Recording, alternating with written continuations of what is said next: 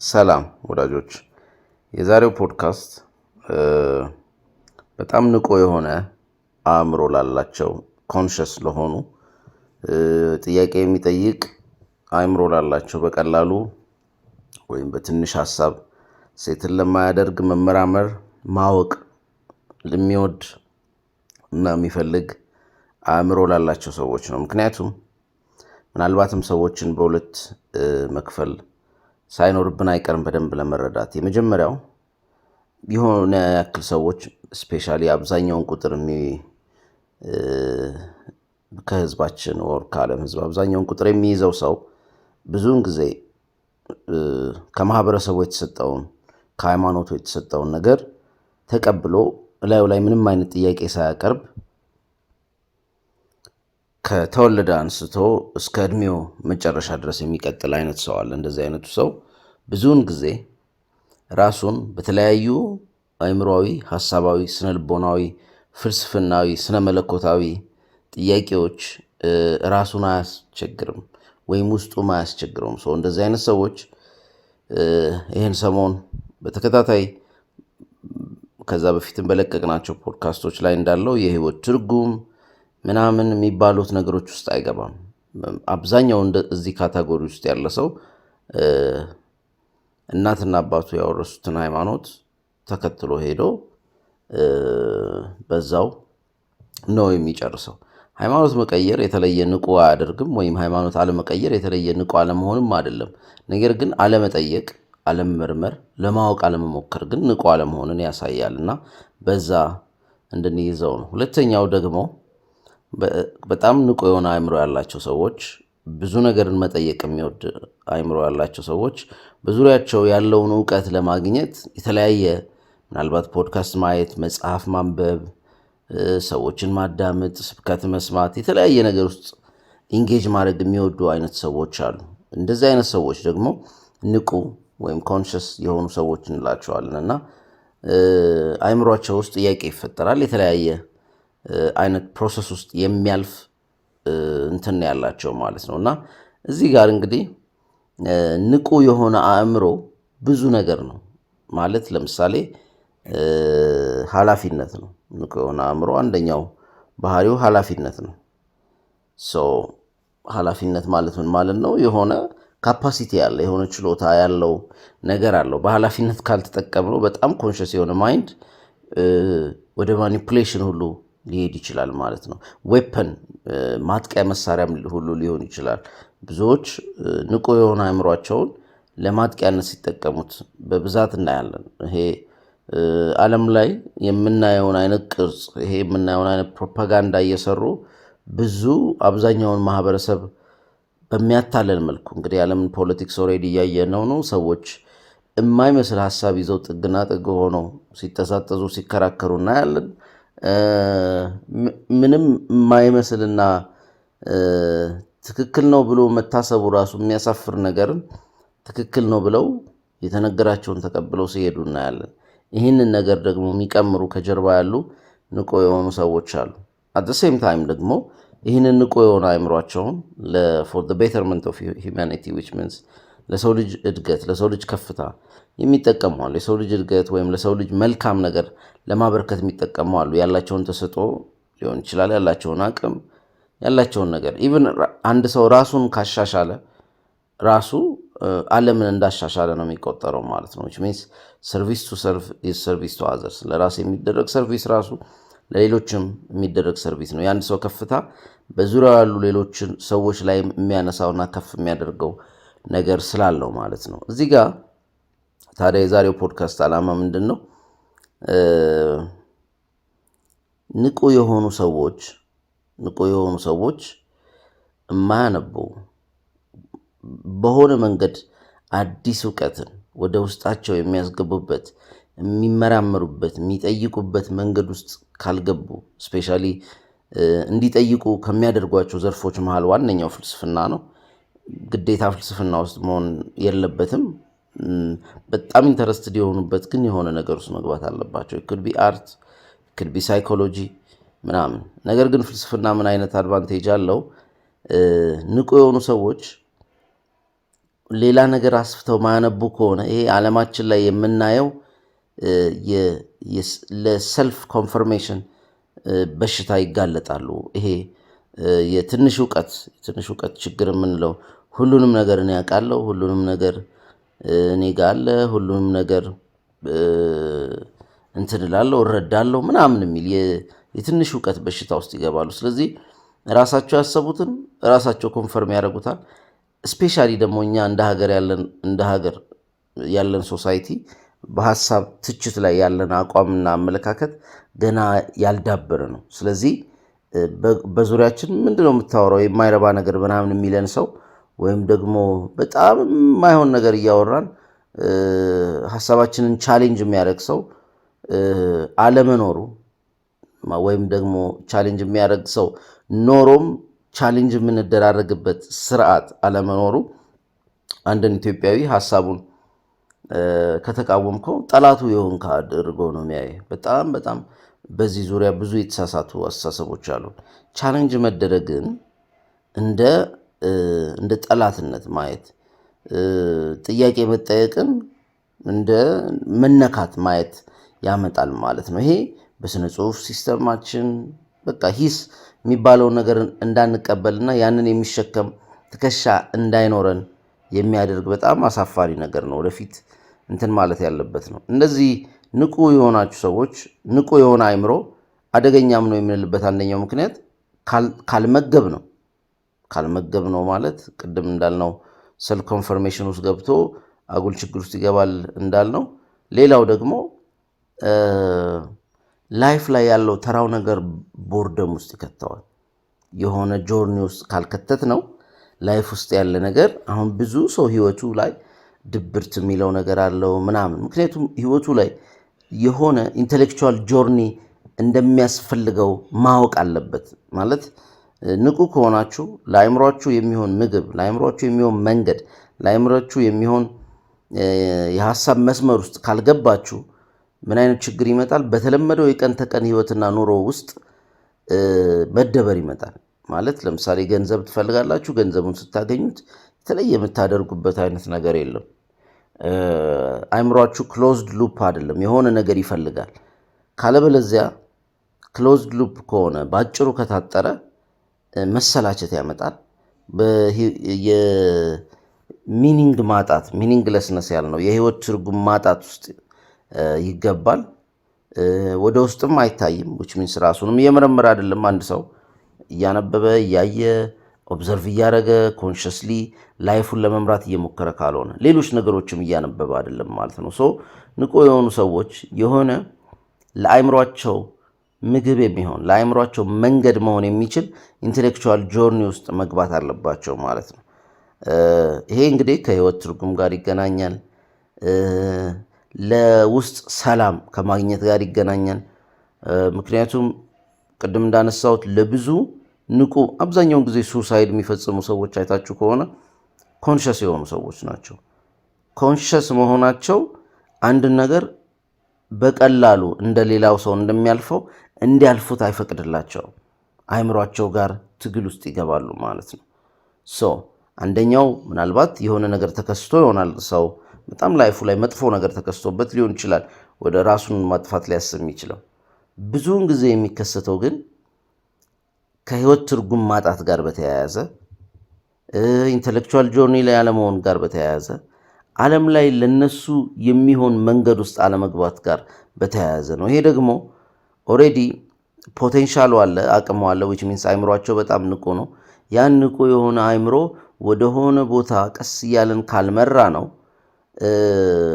ይሄ ወደኋላ በጣም አደገኛ ቀንድ ወደኋላ አድጎ ራሱን እንደሚወጋው እና ራሱን እንስሳውን እንደሚገለው አይነት ኮንሽስ ማይንድ ለበጎም ቢሆን ኢትስ ኦልሬዲ አን ኢነርጂ ኦልሬዲ አን አቢሊቲ ለመጥፎም ራሳችን ላይ ሊሆን ይችላል። ኦልሬዲ ኢነርጂ ለየትኛውም ለበጎም ለመጥፎም ለተለያየ ነገር ሃርነስ ሊደረግ ስለሚችል ማለት ነው እና ራሳችንን የሚጎዳ ይሆንብናል። የራሱ ይጠቅመናል ያልነው ያ ንቁ የሆነው አይምሯችን ማለት ነው። ስለዚህ እንደዚህ ንቁ የሆነ አይምሯችንን ቦታ ለመስጠት መንገድ ለማስጀመር በህይወት ውስጥ ያሉትን አሪፍ አሪፍ ነገሮች ለማስገኘት በተቻለን አቅም ወደ ፍልስፍና፣ ወደ ሳይኮሎጂ፣ ወደ አርት ኤኒቲንግ ውስጣችን ኢንተረስትድ ወደሆነበት ስፔሻሊ ግን ፍልስፍና ለሁሉም አስፈላጊ ነው ብዬ አምናለሁ። በእርግጥ ሁሉንም ፍልስፍና ማንበብ ምናምን አይቻልም። ማለት ፈላስፋ ለመሆን አይደለም የሚነበበው። አይምሯችን ዝግ እንዳይሆን ነው፣ ክሎዝድ ሉፕ እንዳይሆን ነው። ዝግ ከሆነ ክሎዝድ ሲስተም ከሆነ ክሎዝድ ሲስተም ያላቸው አይምሮ ያላቸው ሰዎች አሉ። ኦልሬዲ ሺህ ማገዶ ብትፈጁ አዲስ ሀሳብ ወደ አይምሯቸው የማያስገቡ ሰዎች ናቸው። እነዚህ ኮንሸስ አይደሉም። ኮንሸስ የነበረ ሰው ደግሞ ወደ ክሎዝድ ሲስተም ከሄደ ኦልሬዲ ክሎዝድ ሲስተም ከነበሩት ሰዎች በባሰ ሜንታሊ ይጎዳል። ምክንያቱም ፓወሩ ወይም ደግሞ ኢነርጂ ኮንሽስነስ ሃስ ቱ ጎ ሳምዌር የሆነ ቦታ መሄድ መቻል አለበት። ያ ኃይል፣ ያ አቅም፣ ያ አእምሮ ያ ማህበረሰቡ ውስጥ በማያስፈልግ አይነት ነገር ውስጥ እንዲሳተፉ ያደርጋቸዋል። ሀሜት ሊሆን ይችላል ምናምን ሌላ በቃ ብዙም ደስ የማይሉ ነገሮች፣ ማኒፑሌሽን ሊሆን ይችላል። እነዚህ ነገሮች ውስጥ እንዲገባ ያደርገዋል ማለት ነው እና ፊሎሶፊ ውስጥ ወይም ፍልስፍና እና መሰል የመሰሉ መጽሐፎች ውስጥ ሀሳቦች ውስጥ ከገባ ግን አትሊስት ያንን አቅሙን ያንን ሀሳቡን በደንብ ስትራክቸርድ በሆነ መንገድ ስርዓት ባለው መንገድ መዋቅራዊ በሆነ መንገድ ለራሱ ጥቅም መዋል ይችላል ማለት ነው። አንድ የሆነ ኢንቴሌክቹዋል ጆርኒ ውስጥ መግባት ይችላል ማለት ነው። ካለበለዚያ በቀላሉ እዚህ ዓለም ላይ በምናየው ስቲሙሌሽን ሰርቫይቭ ማድረግ ኮንሽስ ለሆነ ሰው ቢከብደው አይገርምም ማለት ነው። ማለት ኮንሽስ ለሆነ ሰው ዜና መስማት፣ ራንደም ቲክቶክ ማየትና በዛ መንገድ ዝም ብሎ መሄድ ያን ያክል ሳቲስፋይንግ አይደለም። በጣም ጥሩ የሆነ ጆርኒ ያስፈልጋል። ስፔሻሊ ቢቻል አት አን ኤርሊ ኤጅ በእድሜ ውስጥ በቃ ማንበብ፣ ነገሮችን ማየት ያስፈልጋል። አይምሯችሁን መመገብ መቻል ያስፈልጋል ማለት ነው። ለዚህ ደግሞ አንደኛውና ወሳኙ ነገር ፍልስፍና ነው። ለምን ፍልስፍና ከተለያየ አንግል ከተለያዩ ፈላስፎች ሀሳብ ትክክል ነው ትክክል አይደለም የሚለውን አይደለም ጉዳዩ። ከነዚህ ፈላስፎች ጋር አይምሯችን ትግል በሚገጥምበት ሰዓት ራሱን ያዳብራል፣ ራሱን ያድጋል።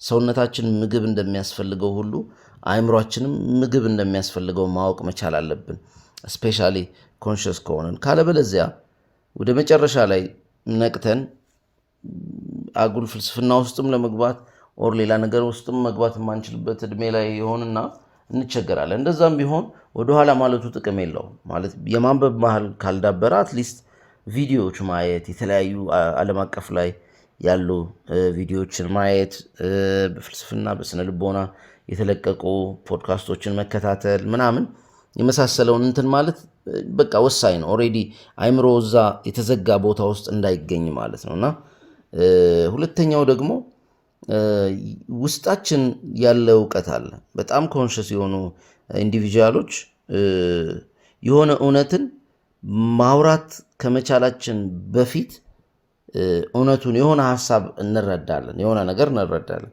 ያ የተረዳነውን ነገር ግን በቃላት ለማስቀመጥ ቱ ሳም ኤክስቴንት ከዚህ በፊት ስለዛ ስላወሩ ሰዎች ማየትና ማዳመጥ ይኖርብናል ማለት ነው። ካለበለዚያ ለዛ ላወቅነው ነገር እንኳን የምናብራራበት ቋንቋ ልናጣለት እንችላለን ማለት ነው እና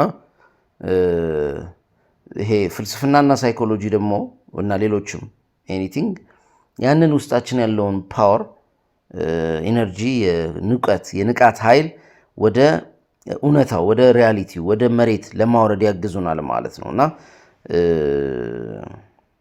ለምሳሌ በራሳችንን ለማወቅ፣ የህይወት ትርጉማችንን ለማግኘት፣ ዓለምን ለመረዳት፣ በዙሪያችን ያለውን ሪሌሽንሽፕ ለማወቅ፣ በስነ ልቦናው ራሱ ውስጣችን ያሉትን ምናልባትም ሻዶዎች፣ ትራማዎች፣ አንኮንሽስሊ ባያዝድ የሆንባቸውን ነገሮች ለማየት፣ ፓተርኖቻችንን ለማግኘት እንጠቀምበታለን ማለት ነው። በየጊዜው መቼም ለአንድ ሰው የህይወት ዘመን አይደለም ለ10 የህይወት ዘመን የሚበቃ እውቀት ዓለም ላይ አለ ወይም ከዛ በላይ። ሁሉም እውቀት በእርግጥ አስፈላጊ ነው የሚል መደምደሚያ የተሳሳተ ነው የሚሆነው። ነገር ግን ጠቃሚ ግን ነው። which means ብናውቀው የሚጠቅም ብዙ ነገር አለ እዚህ ምድር ላይ። በተለይም ደግሞ የሆነ የእውቀት ጆርኒ ላይ ብንገባ which means በአንድ አቅጣጫ ባንሄድ እንኳን ውስጣችን የፈቀደውን የወደዳቸውን ሀሳቦች እየተከተልን ከስር ከስር እያነበብን እያዳመጥን እያየን አእምሯችንን እየመገብን ብንሄድ እጅግ በጣም ወሳኝ ነው የሚል እምነት አለኝ። ፍልስፍና በተለይም በኢቲክስ ጉዳይ፣ ስነ ምግባር ጉዳይ በጣም ብዙ የተባለለት ነው። በአስተሳሰብ በአመለካከት ጉዳይ፣ በሪሌሽንሺፕ ጉዳይ ማለት ኮንሸስ የሆነ ሰው በእርግጠኝነት በቀላሉ አንኮንሸስ የሆነ ሪሌሽንሺፕ ብዙም ሳትስፋይድ አያደርገው። አዲስ ነገር ይፈልጋል። ዴብዝ ያለው ኮኔክሽን ይፈልጋል። የኔ ብሎ መስራት የሚፈልገው አይነት ሪሌሽን ይፈልጋል። ምክንያቱም ኮንሸስ የሆኑ ሰዎች ሪሌሽን አይታችሁ ከሆነ ሪሌሽኑ እነሱን ነው ይመስለው። ዝም ብሎ ዘሎ ማህበረሰቡንም አይመስልም። በራሳቸው መንገድ የሚፈጥሯቸው ኬሚስትሪዎች አሉ። በራሳቸው መንገድ እንትን የሚሏቸው ነገሮች አሉ። ካለበለዚያ ኮንሸስ የሆነ ሰው ሪሌሽንሺፕ ውስጥ የተለመዱትን ነገሮች ብቻ እያደረገ መኖር አይችልም። ምን ይመጣል? ቦርደም ይመጣል። ሪሌሽንሺፕ ውስጥ ልዩነት ያመጣል። ስቲሙሌት መደራረግ መቻል አለብን። ከዛ በኋላ ኦሬዲ ሰዎቹ ራሱ ሁለቱም ፓርትነሮች ቦርድ ከሆኑ በኋላ ሌላ ኤክሳይቲንግ ነገር ፍለጋ ይኬዳል ማለት ነው። ዊች ሚንስ ቺቲንግን በለው ወሬቨርን በለው ወይ ጊዜ አለመሰጣጣትን በለው እሱ የራሱ ነገር ላይ ብቻ ያተኩሯል።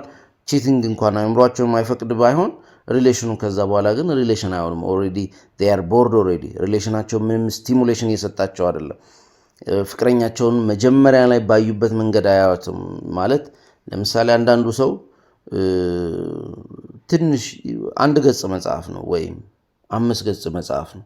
በቃ አንብባችሁ ትጨርሱታላችሁ። ውስጡ ምንም ኤክሳይቲንግ ነገር የለውም። መጀመሪያ ላይ የነበሩት ኤክሳይቲንግ ነገሮች ምን ይላሉ? ያልቃሉ፣ ይጠፋሉ፣ ይመነምናሉ ማለት ነው። ከዛ በኋላ ያ ሰው ብታወሩትም በሱ አብራችሁ በመኖር ውስጥ በደንብ ሪሌሽን ለመመስረት ብትሞክሩም አስቸጋሪ የሆነ ማለት ነው። ለምን? ለማደግ በሩን ዝግ ካደረገ ሰው ጋር ኮንሸስ የሆነ ሰው ሪሌሽን መጀመር የለበትም። ኦልሬዲ አንኮንሸስሊ ከሚኖር ሰው ጋር የሚደረግ ሪሌሽን እጅግ በጣም አሰልቺ ነው፣ እጅግ በጣም ቦሪንግ ነው። የሆነ ሰዓት ላይ እንዴት ሰው ለማደግ ጥረት አያደርግም? ወይም ደግሞ ራሱ ህይወትን ለማጣጣም እንዴት ሰው አይሄድም? እንዴት ሰው ሁሌ የተለመዱትን ነገሮች ብቻ ይፈልጋል የሚል ጥያቄ ምልክት ውስጥ ይከታል። እና ሰዎች እንደዚህ አይነት ቦርደም ውስጥ እንዳይገቡ ሪሌሽናቸው ኤክስፓንድ እያደረገ እንዲሄድ ኢንጆይ እያደረጉ ፈን እያደረጉ እየተዋደዱ እንዲሄዱ ቱ ሳም ኤክስቴንት ኮንሸስ የሆነ ሰው ኮንሸስ ከሆነ ሰው ጋር ነው አንድ ላይ እንትን ማለት ያለበት። ኢቭን ቻሌንጅ ትደራረጋላችሁ ሜንታሊ። ክርክሩም ስሜት ይሰጣል። አንኮንሸስ ከሆነ ሰው ጋር የሚደረግ ክርክር እኮ የለም። ቢኮዝ አይሰድ ሶ ነው፣ እኔ ስላልኩ ነው። ምንም ዲቴይል ሀሳባቸውን ለማስረዳት ረጅም ርቀት አይሄዱ። በቃ ከዛ ለክርክር ከተነሳችሁ ኩርፊያ ነው የሚጠብቃችሁ ማለት ነው። ምንም እንትን የለውም። አስቸጋሪ ነው። ኮንሸስ ከሆነ የሆነ ሰው አንኮንሸስ ከሆነ ሰው ጋር የሚኖረው ሪሌሽን እጅግ በጣም አስቸጋሪ ነው። በኋላ ላይ የሚመጡትም ነገሮች ስፔሻሊ ያው ልጆች፣ ቤተሰብ ምናምን ስላለ ማለት የሆነ ህይወትን ሙሉ በጣም በሚደብር ወይም መሄድ አንዴ ስለተጋባችሁ ብቻም አስቸጋሪ ነው። ልጆች በትኖ መሄድም እጅግ በጣም አስቸጋሪ ነው።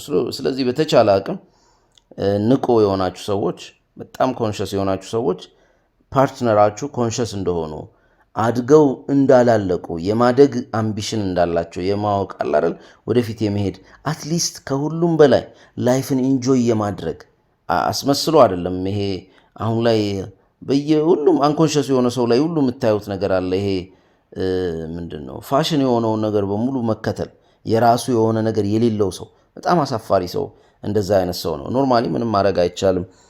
ኢትስ ቢኮዝ they don't know better የተሻለ መንገድ ማንም ስላላሳያቸው ነው። ከልጅነት እንዴት ማሰብ እንዳለብን የነገረን የለም። ከልጅነት አይምሯችን ትልቅ ዌፕን እንደሆነ ትልቅ አቅም እንዳለው ሰውነታችንን እያበላን እያጠጣን እንደምናሳድገው አእምሯችንንም እያበላን እያጠጣን ማሳደግ እንዳለብን፣ ለዚህ ደግሞ በጣም አሪፉ መንገድ መጽሐፍ ነው ብሎ ከልጅነታችን እንድናነብ የሰጠን ሰው ላይኖር ይችላል። በዛ ውስጥ ደግሞ ኢቨን መጽሐፍ በማግኘት ውስጥ ደግሞ ፈርዘር ላንሄድ እንችላለን። ብዙ ጊዜ ምንድነው የሆነ ያክል እንሄዳለን። የንባብ ካልቸሩ ኢትዮጵያ ውስጥ ዓለም ላይም በጣም ሰፊ አይደለም፣ ጥቂት ሰዎች የሚሄዱበት አለ። ግን አትሊስት ብዙ ሀገራት እና የሰለጠኑ ሀገራት የንባብ ካልቸር ያለው ሰው ሄዶ የንባብ ካልቸሩን የሚያስኬድበት ፈንድ አላቸው፣ ስብሰባዎች አሏቸው፣ የሚገናኙባቸው ኦልሬዲ ስትራክቸርድ ነገሮች አሏቸው ማለት ነው። እና እዚህ ላይ ሰፊ ክፍተት ይታይብናል። እሱን መሙላት መቻል አለብን ማለት ነው። በተቻለን አቅም ኮንሽስ የሆነ ሰው ዛሬ ነገ ሳይል የሆነ ሲስተም ውስጥ የሆነ የሀሳብ ስርዓት ውስጥ ገብቶ ራሱን ማየት አለበት። ምክንያቱም ስፔሻሊ ለምሳሌ ፍልስፍና እንደ ምሳሌ ብንወስድ የማሰብ አድማሳችንን ሊያሰፋው የሚችለው አንደኛው ፍልስፍና ነው። በተለይም ነፃ የሆኑ ሀሳቢዎች እንድንሆን ማለት ነው። የተፈጠሩ ሀሳቦችን ደግመን እንድንፈጥር፣ እንድናሻሽል፣ በዛ ሂደት ውስጥ ራሳችንን ለማግኘት የምናደርገው ጥረት፣ ለህይወታችን ትርጉም ለመስጠት የምናደርገው ጥረት ላይ የተሻለ አቅም እንዲኖረን ያደርጋል። ብዙ ሰው ስለ ህይወት የማያውቀው ነገር ብዛቱ እጅግ በጣም ያስደነግጣል። እንዴት ነው እየኖረ ያለው ያስብላል። ኖርማሊ አንኮንሽስሊ ስንኖር ደግነቱ አይታወቀንም እንጂ ክፍተቱ ይታወቀን። በዛ ልክ እንዴት አይነት እኛን የማይመስል እኛን የማይመጥን የማያስደስት ኑሮ ውስጥ እንዳለን ብንረዳ ብንነቃ ያኔ ዓለምን በትክክል ማየት እንችላለን። እንደዛ ደግሞ ለማየት ቱሉ ከክሎዝድ ከሆነው ሲስተም ስፔሻሊ ደግሞ ይሄ መደምደም የሚወዱ ሰዎች አሉ። እንደዚህ ነው ብሎ ይሄ ከመደምደም ስርዓት መውጣት መቻል አለብን። የደመደመ ሰው ከደመደመበት ቦታ በኋላ ማደግ አይችልም። እድገት የደመደመበት ቦታ ላይ ይቆማል ማለት ነው። ብዙ ሰዎች ይሄ ነው ትልቁ ችግራቸው። ኦልሬዲ እነሱ እውቀት የሚሉትን ነገር ደምድመዋል። ያችን ትንሽዬ እውቀት እያመሳጠሩ ካልጋትኳችሁ ሲሉ ይታያሉ። ይሄ በእኛ ሀገር ፖለቲካም በአካዳሚክ ሲስተሙም በምኑም በየቦታው የምናያቸው ሰዎች ናቸው። እንደ ትልቅ ነገር የቃላት ጨዋታን እንደ ትልቅ እውቀት ቆጥረው በጣም ሰው የሚያስጨንቁ ሰዎች አሉ። ሰምታችኋቸው ስጨርሱ ምንም የተለየ የምታገኙት ነገር የለም። ይሄ ከቃላት ቡሌ ውጪ የምታገኙት ምንም የተሻለ ነገር የለም። ቃላት ወደዛ ሄደ፣ ወደዚህ ተመሳጠረ፣ ወደዚህ ያለ ቃላት መጠቀሚያ ናቸው እንጂ ራሳቸው ሀሳብ አይደሉም፣ ራሳቸው እውነት አይደሉም። እሱን መለየት ያስፈልጋል ማለት ነው። ስፔሻሊ ሳይኮሎጂ እና ፍልስፍና ማንበብ ከብዙ ዲሉዥኖች ይከላከላል። የሰው ልጅ በጣም ብዙ ቅዠታዊ ሀሳቦች አሉት፣ የተሳሳቱ አመለካከቶች አሉ። እነዚህን ዲሉዥኖች እነዚህን የተሳሳቱ አስተሳሰቦች እንድንሻገር ያደርገናል ማለት ነው። ለምሳሌ ከህይወት ትርጉም ጋር በተያያዘ ተንበኔላችን ላይ ያሉት የተለያዩ ፈላስፎች አሉ። ምን አይነት ሀሳብ አላቸው የሚለውን የምናነሳበት ፖድካስት ይኖረናል። የራሴንም ሀሳብ ደግሞ ዲቴል ማወራቸው ሀሳብ ይኖራል። ምክንያቱም ለምሳሌ ምን አይነት ክርክር አለ፣ የህይወት ትርጉም ከኢኔት ነው ወይም ከውስጥ ነው የምናገኘው የሚሉ ፈላስፎች አሉ። ነው የህይወት ትርጉም ከውስጥ ሊገኝ አይችልም፣ ከውጭ ነው የሚመጣው የሚሉ ፈላስፎች አሉ። ለምሳሌ ዦን ፖል ሳርት የኤግዚስቴንሻሊዝም ጋር የተገናኘ ፈላስፋ ነው። ሳርት ምን ይላል? የኤግዚስተንስ ፕሪሲድስ ኤሰንስ ስለሚል ሰውየው ከመፈጠሩ በፊት ማንነት የለው።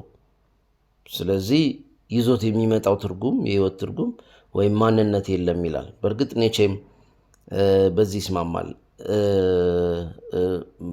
ሚኒንግ የሚባለው ነገር እዚሁ እንደምንፈጥረውና ሴይንግ የስ ቱ ላይፍ ወደዛ እንደሚያመራ የራሱ ሀሳቦች ያደርጋል። ግን አንድ አይ ቲንክ ለጊዜው ቦታውን አላስታውሰውም፣ ግን በተቃራኒው ደግሞ የሚያነሳበት እንዲሆኜ ነው ራሴን ያገኘሁት አይነት ሀሳብ ያለውም ጽሁፍ አለው እና ኤንደን ፕሌቶ ደግሞ ለምሳሌ ነው የሰው ልጅ በጣም ብዙ ሚኒንግ ከመወለዱ በፊት ራሱ ይዞ የሚመጣው ሚኒንግ አለው፣ በጣም ዴብዝ ያለው እና የሰው ልጅ ሚኒንጉን ውስጡ ነው መፈለግ ያለበት የሚል ሀሳብ አለው። አብዛኛው እውቀት ራሱ እንደ ማስታወስ ነው ማለት ከዚህ በፊት እንደምናውቀው አድርጎ ነው እንደውም ፕሌቶ የሚያወራውና እሱ ደግሞ የራሱ እንትን አለው ዲቴል ሚኒንግ እንትን የምንልበት ቦታ ላይ በደንብ እናየዋለን። አሁን ላይ ዛሬ እያየን ያለነው ለማወቅ በተለይ ፍልስፍና ማንበብ ፍልስፍናን እንደ ፒላር ተጠቀምነው እንጂ የማይዘረጋበት ቦታና አቅጣጫ ስለሌለ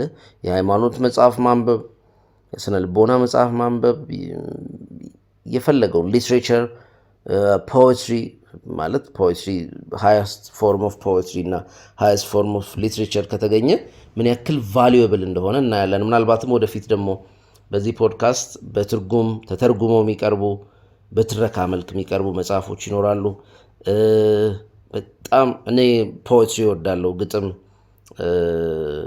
በጣም በጣም ብዙ እውነት ግጥም ውስጥ አለ ማለት ግጥም ውስጥ ያሉ እንትኖች በጣም ደስ ይሉኛል እና ዓለም ላይ ደግሞ በጣም ብዙ ታላላቅ ሰዎች ያሉን ከሁሉም ዘርፍ በግጥም ነው ብዬ አስባለሁ። በጣም ዴብዝ ያለው ሀሳብ ያላቸው ሰዎች አሉበት። ለምን ያመራምራል፣ በአጭር ነገር ውስጥ ብዙ ነገር ውስጡ አለው፣ እንድናስብ ያደርጋል።